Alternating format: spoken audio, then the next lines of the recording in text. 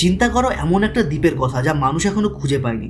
সেখানে থাকে এমন সব জীবেরা যারা শারীরিকভাবে মানুষের থেকে অনেক বেশি শক্তিশালী। তারা ক্ষমতা রাখে মানব সভ্যতাকে ধ্বংস করার। এটা যদি সত্যি হয় তোমাদের কি মনে হয় মানুষের প্রথম প্রতিক্রিয়া কি হবে? এইসব জীবেদের ধ্বংস করা যাতে মানব প্রজাতি নিজের অস্তিত্ব বজায় রাখতে পারে, না তাদের সাথে শান্তিতে দুনিয়াটা ভাগ করে নেওয়া, এটা জেনেও যে এইসব জীবেরা ইচ্ছা করলেই মানুষকে বিলুপ্ত করতে পারে? সেই প্রশ্নেরই উত্তর দেওয়ার চেষ্টা করেছে ডিরেক্টর জর্ডন বি রবার্ট তার 2017 সালের কং স্কাই আইল্যান্ড মুভির মাধ্যমে। এটা লেজেন্ডারি পিকচার্সের মনস্টার ইউনিভার্সের দ্বিতীয় মুভি শুরু হয় 1944 সালে দক্ষিণ প্রশান্ত মহাসাগরে। দ্বিতীয় বিশ্বযুদ্ধ তখনও শেষ হয়নি। আমরা দেখি দুটো যুদ্ধবিমান সমুদ্রের তীরে আছড়ে পড়ে, একটা আমেরিকান একটা জাপানি।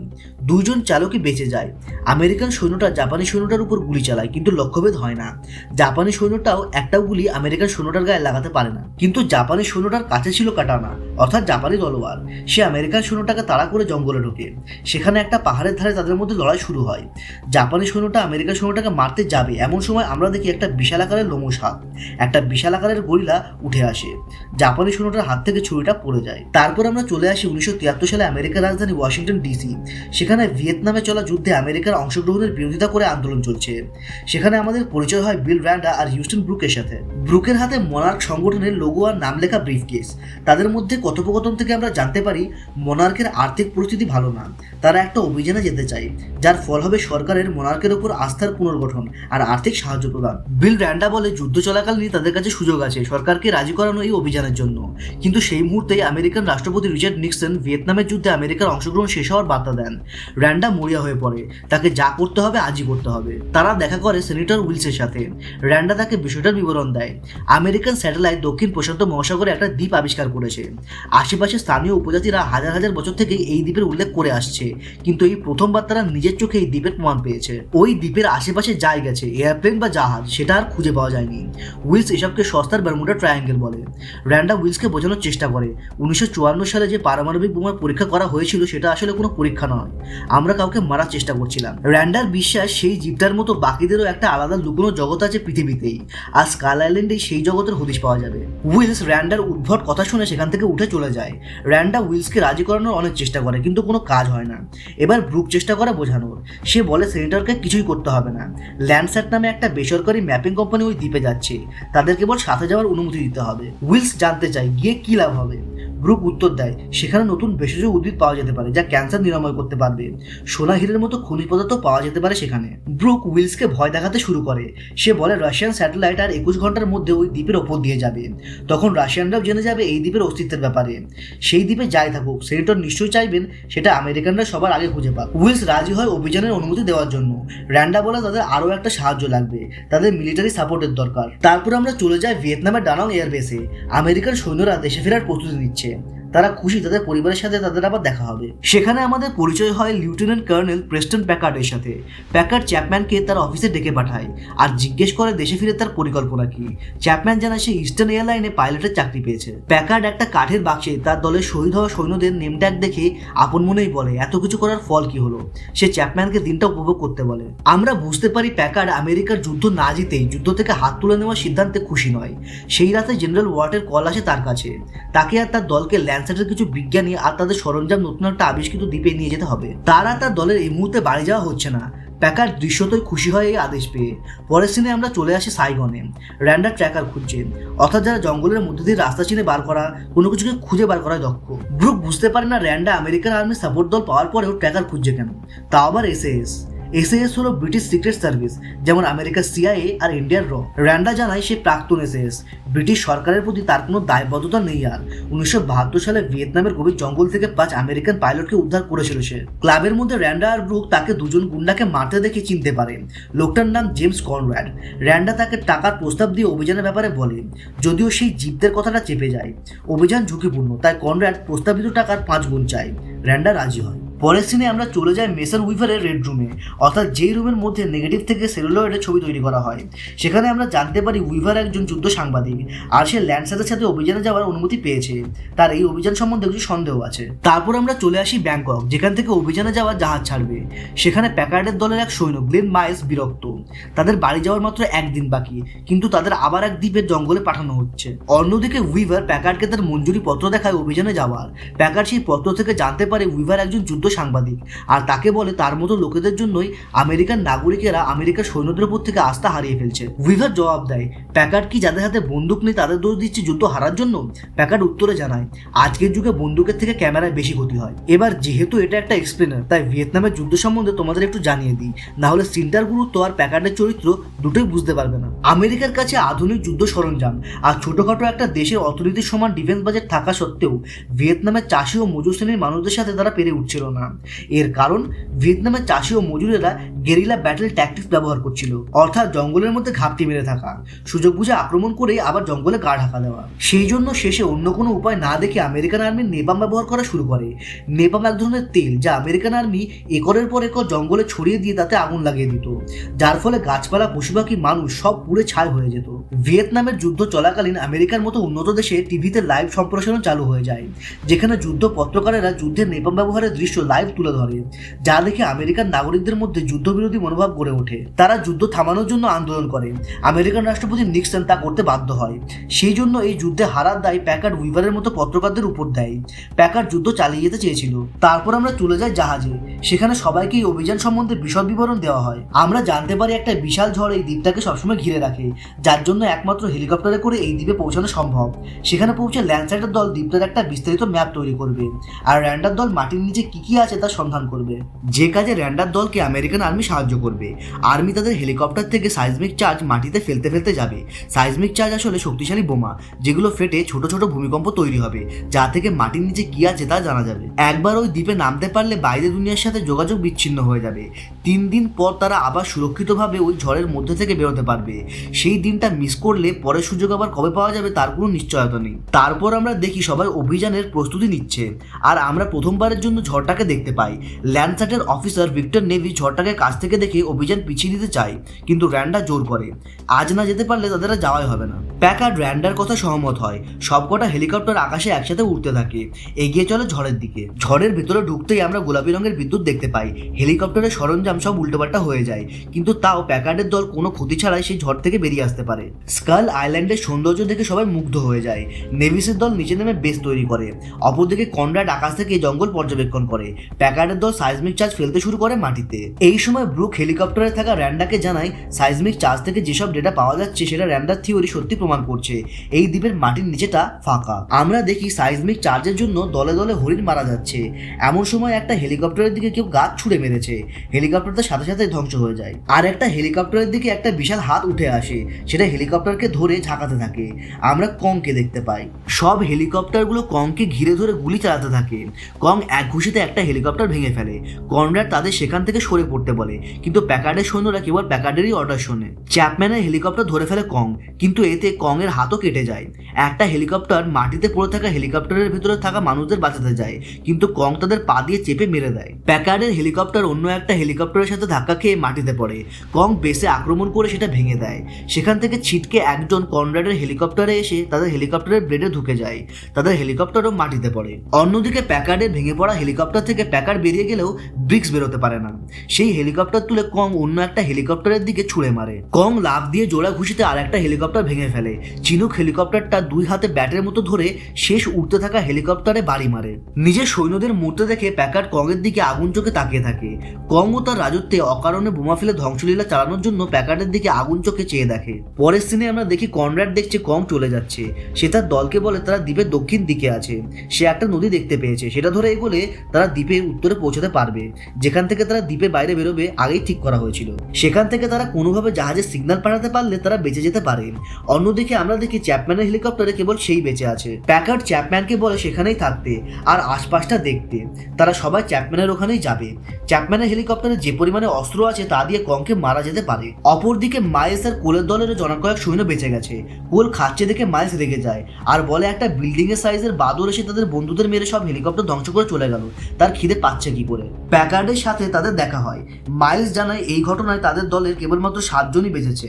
প্যাকার্ড খবর শুনে রেগে গিয়ে র্যান্ডার কাছে গিয়ে সব সত্যি জানতে চায়।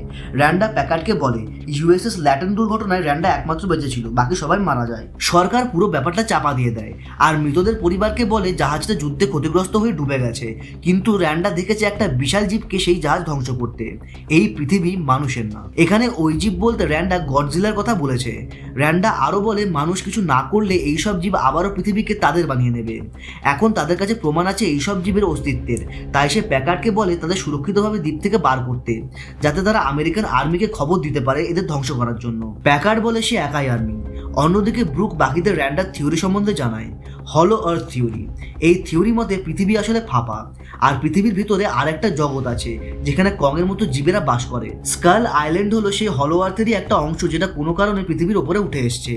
তারা সবাই নদীর তীর ধরে এগোতে থাকে। এমন সময় তারা জলের মধ্যে একটা স্কার বাফেলোকে উঠে আসতে দেখে, যা দেখতে সাধারণ মোষের মতো হলেও আকারে বিশাল বড়। রেজ সেটাকে দেখে ভয়ে গুলি চালাতে যায়, কিন্তু কনরাড তাকে বাধা দেয়। সে স্কার বাফেলো নিজে থেকে সেখান থেকে চলে যায়। অন্যদিকে প্যাকার্ড তার মৃত সৈন্যদের নামে প্রতিজ্ঞা নেয় তাদের মৃত্যু বিফলে যাবে না। তারা চ্যাপম্যানের সাথে দেখা করতে একটা বাঁশবাগানের মধ্যে দিয়ে চলতে শুরু করে। এমন সময় একটা ব্যাম্বু স্পাইডার আক্রমণ করে, বাঁশের মতো পা, কেউ তাই আগের থেকে দেখতে পায়নি। তারা সবাই গুলি চালাতে থাকে। এমন সময় ব্যাম্বু স্পাইডার মাইলসকে জাল দিয়ে জড়িয়ে উপরে তুলে নেয়। কেউ আর গুলি চালাতে পারে না। কোল বলে জিপটার পাগুলো কেটে দিতে। মাইলসও জাল কাটতে শুরু করে। মাইলস পড়ে যাওয়ার পর সবাই গুলি করে ব্যাম্বু স্পাইডারটাকে নিচে নামায়। প্যাকার্ড নিজে ব্যাম্বু স্পাইডারটার মাথায় গুলি করে মারে। পরের সিনে আমরা দেখি কনরাডের দল একটা পুরনো সভ্যতার ধ্বংসস্তূপে এসে পৌঁছেছে। সেখানে কিছু আদিবাসী মানুষ তাদের ঘেরাও করে। আমাদের পরিচয় হয় হ্যাঙ্ক মার্লোর সাথে। প্রথম সিনে দেখা সেই আমেরিকান সোলজার। সে 28 বছর ধরে অপেক্ষা করছিল কেউ তাকে বাঁচাতে আসবে। সে নিজে 8 বার এই দ্বীপ থেকে পালানোর চেষ্টা করেছে, কিন্তু পারেনি। মার্লো পরিস্থিতি সামাল দেয়, আর আমরা বুঝতে পারি এই ইউই উপজাতি মার্লোকে ভরসা করে, আর এরা কেউ কথা বলে না। পরের সিনে আমরা দেখি চ্যাপম্যান নদীতে নিজের কেটে যাওয়া জায়গা জল দিয়ে পরিষ্কার করছে। এমন সময় কং সেখানে আসে। চ্যাপম্যান পালিয়ে পাথরের পিছনে লোকায়, আর সে দেখে কংও নিজের কেটে যাওয়া জায়গা জল দিয়ে পরিষ্কার করতেই এসেছে। সেখানে কং হঠাৎ একটা মায়া স্কুইড দেখতে পায়। সে সেটাকে জল থেকে টেনে তুলতে যায়। মায়া স্কুইড লড়তে শুরু করে, কিন্তু কং তাকে হারিয়ে খেতে শুরু করে, আর বাকিটা তার সাথে নিয়ে যায়। তারপর আমরা চলে যাই ইউইদের গ্রামে। গ্রামে একদিক থেকে উঁচু কাঠের পাঁচিল দিয়ে ঘেরা। উইভার মার্লোকে প্রশ্ন করে, এই দেওয়াল কি কংকে এই গ্রাম থেকে বাইরে রাখার জন্য? মার্লো জানায় এটা কংকে আটকানোর জন্য না, অন্য কিছুকে আটকানোর জন্য। মার্লো তাদের একটা ভাঙা জাহাজে নিয়ে যায়, যার মধ্যে ইউইরা একটা মন্দির বানিয়েছে। মার্লো বলে হাজার হাজার বছর ধরে ইউইরা স্কাল আইল্যান্ডে আতঙ্কে থাকতো এইসব বিশাল জীবেদের ভয়ে, কিন্তু একদিন এই বিশাল জীবেদের মধ্যে একটা প্রজাতি তাদের অন্য বিশাল জীবেদের থেকে রক্ষা করতে শুরু করে। তারা বংশানুক্রমে ইউইদের রক্ষা করতো, তাই ইউইরা এই মন্দির বানিয়েছিল কংকে পুজো করার জন্য। কিন্তু কং যদি স্কাল আইল্যান্ডের দেবতা হয়, তাহলে স্কাল কলসরা শয়তান। এরা স্কাল আইল্যান্ডের নিচে থাকে। প্যাকার্ডের সৈন্যরা যখন বোম ফেলছিল তখন তাদের মধ্যে কিছু জেগে ওঠে। কং তাদের সহজেই হারিয়ে দেয় যখন তারা ছোট থাকে, কিন্তু বড় একটাও আছে মাটির নিচে। কংয়ের বাবা মাকে সেই মেরেছে। কং তার প্রজাতির শেষ সদস্য। কং মারা গেলে ইউইদের বাঁচানোর আর কেউ থাকবে না। কনরাড মার্লোকে বলে তাদের সাথে যেতে। তারা 3 দিনের মধ্যে দ্বীপের উত্তরে যাবে। সেখান থেকে তাদের এই দ্বীপ থেকে বার করে নিয়ে যাওয়া হবে। মার্লো তাদের কথা শুনে হাসে আর বলে তারা পায়ে হেঁটে কোনোভাবেই দ্বীপের উত্তরে যেতে পারবে না মাত্র 3 দিনে, কিন্তু বোটে পারবে। তারপর আমরা চলে যাই প্যাকার্ডের দলের কাছে। সবাই জলাভূমির মধ্যে দিয়ে চ্যাপম্যানের দিকে এগিয়ে যাচ্ছে। প্যাকার্ড একদল লিফউইংকে বসে থাকতে দেখে। মশার মতো দেখতে এক ধরনের পাখি। একটাকে গুলি করে মারে। পুরো লিফউইংয়ের দলটাই ভয়ে পালায়। মাইলসের সন্দেহ হয় প্যাকার্ড আদেও এই দ্বীপ থেকে বেরোতে চায় না। প্যাকার্ড এখন খালি কংকে মারার চিন্তায় ব্যস্ত। তারপর আমরা চলে আসি মার্লোর কাছে। সে কনরাড আর বাকিদের তার বোট দেখাতে নিয়ে যায়, যেটা তার P-52 মাস্ট্যাং আর সেই জাপানি জিরো প্লেনের অংশ দিয়ে বানানো। সে বাকিদের বলে সবাই হাত লাগালে এটা চলতে শুরু করবে। তারপরের সিনে আমরা দেখি উইভার সবার ফটো তুলছে। এমন সময় সে একটা আর্তনাদ শুনতে পায়। সে পাঁচিলের অপর দিকে গিয়ে দেখে একটা ভাঙা হেলিকপ্টার একটা স্কার বাফেলোর ঘাড়ে পড়েছে। সে স্কার বাফেলোটাকে সাহায্য করার চেষ্টা করে, কিন্তু হেলিকপ্টারটা নাড়াতেও পারে না। এমন সময় কং এসে হেলিকপ্টারটা তুলে স্কার বাফেলোটাকে সাহায্য করে। সে উইভারকে দেখেও কিছু না বলে চলে যায়। অন্যদিকে প্যাকার্ডের দল পাহাড়ে কংয়ের রক্তাক্ত হাতের চিহ্ন দেখতে পায়। প্যাকার্ড সবাইকে বলে কংয়ের রক্ত ঝরলে তাকে মারাও সম্ভব। এমন সময় কোল র্যান্ডাকে বলে সে আমেরিকান সৈন্য হয়েও AK-47 নিয়ে ঘোরে।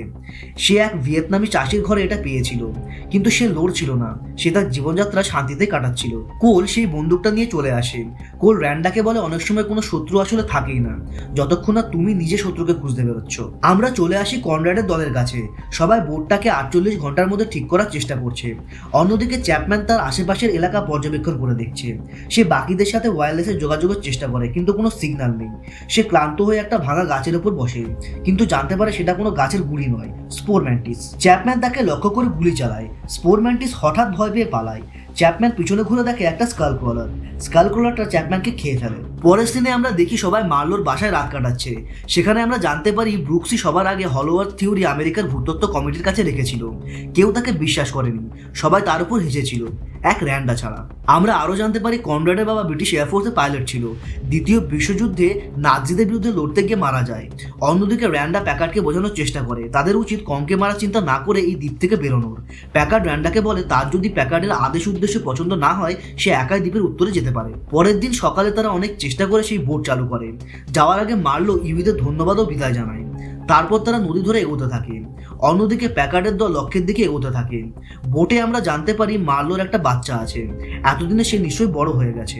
সে দেশে ফিরে কেবলমাত্র তাকে একবার দেখতে চায়। এমন সময় রেজের ওয়্যারলেস বেজে ওঠে। প্যাকার্ডের দল কন্ট্যাক্ট করছে। রেজ তাদের জানায় তাদের কাছে বোট আছে। প্যাকার্ড সিগন্যাল পাঠিয়ে তাদের নিজের অবস্থান জানালে তারা গিয়ে সবাইকে নিয়ে বোটে করে উত্তরে যেতে পারবে। এরপরই নেভিসকে কটা লিফ্ট উইং আক্রমণ করে তুলে নিয়ে যায়। দুই দলেরই একে অপরের সঙ্গে দেখা হয়। কনরাড প্যাকার্ডকে মার্লোর ব্যাপারে সব বলে আর তাদেরকে বোটে করে তার সাথে নদী দিয়ে দ্বীপের উত্তরে যেতে বলে। কিন্তু প্যাকার্ড রাজি হয় না। সে জানায় তারা পশ্চিমে যাবে। তার দলের একজন এখনো সেখানে আটকে আছে। মার্লো প্যাকার্ডকে পশ্চিমে যেতে বারণ করে, বলে পশ্চিমে স্কাল কলাসরা থাকে। প্যাকার্ড কনরাডকে বলে তাকে ট্র্যাকার হিসেবে এখানে আনা হয়েছিল, সে নিজের দায়িত্ব পালন করে তাদের চ্যাপম্যানের কাছে নিয়ে যাক। কনরাড রাজি হলেও শর্ত দেয় চ্যাপম্যানকে সেখানে না পেলে কিন্তু তারা সোজা উত্তরের পথে এগোবে, চ্যাপম্যানকে খুঁজতে আরো পশ্চিমে ঢুকবে না। প্যাকার্ড রাজি হয়। তারপর তারা চলে আসে বিশাল কঙ্কালে ভরা একটা স্তূপের কাছে। মার্লো বলে এটা কংয়ের বাবা মায়ের কঙ্কাল। প্যাকার্ড জানায় চ্যাপম্যানের কাছে যেতে হলে তাদের এটাই পার করে যেতে হবে। মার্লো তাদের বারণ করে, কিন্তু কনরাড প্যাকার্ডের কথায় সহমত হয়। সেই কঙ্কালের স্তূপের মধ্যে দিয়ে যাওয়ার সময় তারা স্কাল ক্রলার্সের আওয়াজ পায়। সবাই ভয়ে লুকিয়ে পড়ে। আমরা দেখি স্কাল ক্রলারটা বমি করে সব হাড়গোড় তার পেট থেকে বার করে দিচ্ছে। সেই হাড়গোড়ের মধ্যে আছে একটা খুঁড়ি, যার সাথে জড়িয়ে আছে একটা মিলিটারি নেম ট্যাগ, তাতে লেখা চ্যাপম্যান। স্কাল ক্রলারটা চলে গেছে ভেবে তারা আবার চলতে শুরু করে, কিন্তু র্যান্ডার ক্যামেরা ফ্ল্যাশ জ্বলে ওঠায় স্কাল ক্রলারটা তাকে খেয়ে ফেলে। স্কাল ক্রলার বাকিদের আক্রমণ করতে গেলে মার্লো কাটানা দিয়ে তার পা অনেকটা কেটে দেয়, কিন্তু বন্দুকের গুলিতে কোনো কাজ হয় না। স্কাল ক্রলারটা এবার উইভারের পিছু নেয়। প্যাকার্ডের দলের একজন ফ্লেম থ্রোয়ার ব্যবহার করে তাকে কিছুক্ষণ আটকালেও লেজের একবারিতে সে মারা যায়। সে আগুন ছিটকে গিয়ে পড়ে রেজির কাছে থাকা বিষাক্ত গ্যাসের বোমায়। সেটা ফেটে বিষাক্ত গ্যাস চারিদিকে ছড়িয়ে পড়ে। এই শব্দে আশেপাশে থাকা লিফউইংরাও আক্রমণ শুরু করে। কনরাড গ্যাস মুখোশ আর মার্লো তলোয়ার নিয়ে লিফউইংদের মারতে মারতে রেজকে বাঁচায়। সেই সময় স্কাল ক্রলারটা রেজ আর কনরাডের দিকে তেড়ে এলে উইভার সেখানকার মাটি থেকে বেরিয়ে আসা মিথেন গ্যাসের মধ্যে লাইটার ছুড়ে স্কাল ক্রলারটাকে মেরে দেয়। পরের সিনে আমরা দেখি মার্লো বলে সে এখানে 28 বছর ধরে রয়েছে। সে জানে কোথায় যাওয়া উচিত আর কোথায় না। তাদের সবাইকে এখনই ফিরে যেতে হবে দ্বীপের উত্তরে। প্যাকার্ড বলে সে চ্যাপম্যানকে উদ্ধার না করে কোথাও যাবে না। কনরাড জানায় চ্যাপম্যান আর বেঁচে নেই। প্যাকার্ড জবাব দেয় তাতেও কিছু বদলে যায় না। চ্যাপম্যানের হেলিকপ্টারে যে পরিমাণ বারুদ বোমা আছে কংকে সে মারতে পারবে। মার্লো জানায় কং এই দ্বীপের রক্ষক, তাকে মেরে দিলে স্কাল ক্রলার দ্বীপটাকে ধ্বংস করে দেবে। প্যাকার্ড বলে তাহলে সে স্কাল ক্রলারদেরও মেরে দেবে। এই যুদ্ধও সে হারতে চায় না। মার্লো আর প্যাকার্ডের মধ্যে এই বিষয়ে লড়াই শুরু হয়ে যায়। কনরাড প্যাকার্ডকে বোঝায় এটা তাদের যুদ্ধ না।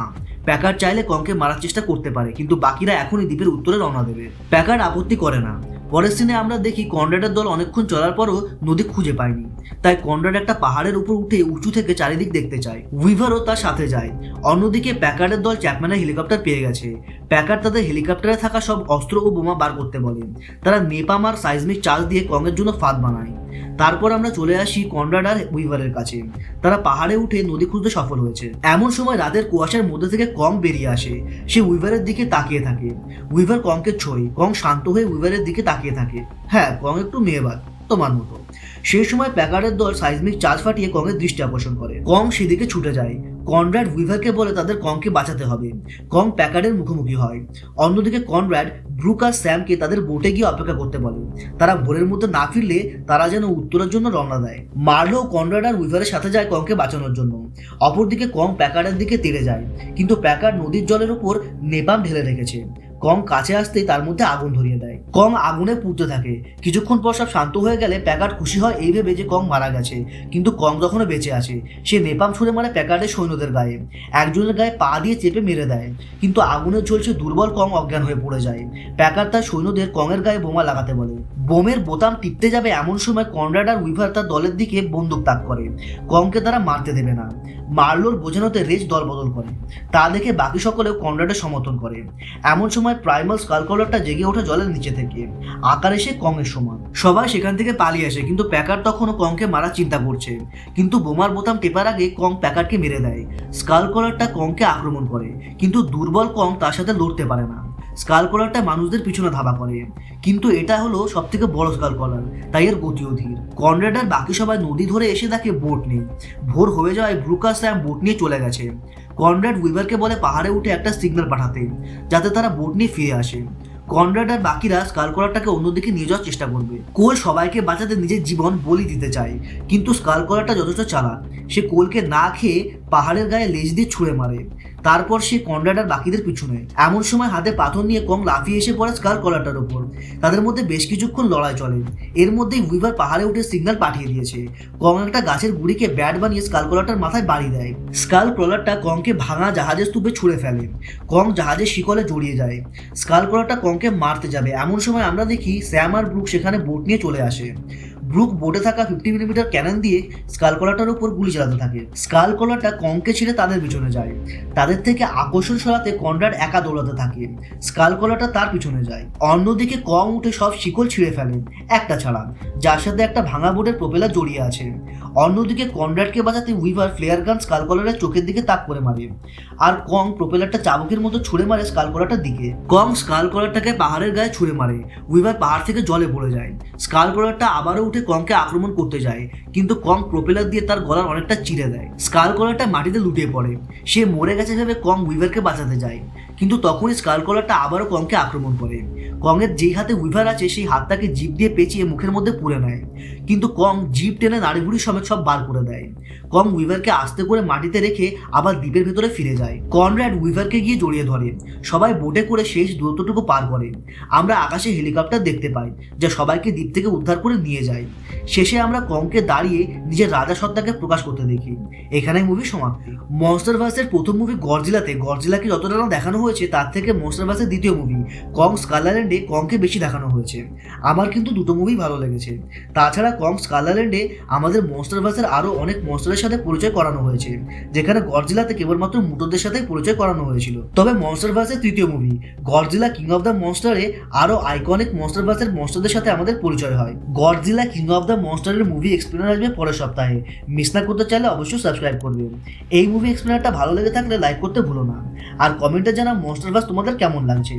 আজ এইটুকুই, আশা করি তোমাদের বাকি দিনটা ভালো কাটুক। আবার দেখা হবে পরের সপ্তাহে নতুন একটা সিনেমা এক্সপ্লেন নিয়ে।